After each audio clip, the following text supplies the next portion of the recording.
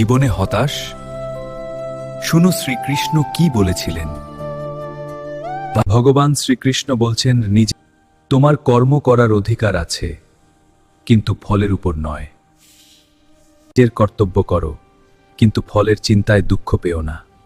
যখনই ধর্মের অবনতি ও অধর্মের বৃদ্ধি ঘটে, তখনই আমি আবির্ভূত হই। অর্থ, অন্যায় বাড়লে ঈশ্বর ন্যায়ের প্রতিষ্ঠা করতে আসেন। অসঙ্গত মন মানুষের শত্রু, সঙ্গত মন মানুষের বন্ধু। অর্থ, মনকে নিয়ন্ত্রণ করতে পারলে জীবন সহজ হয়। যে ভক্ত বিশ্বাস ও প্রেম নিয়ে আমাকে স্মরণ করে, আমি তাকে রক্ষা করি। এর অর্থ, ভক্তির শক্তি মানুষকে সাহস ও শান্তি দেয়।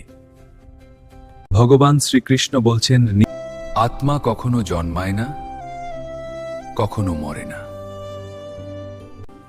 আত্মা চিরন্তন ও অবিনশ্বর।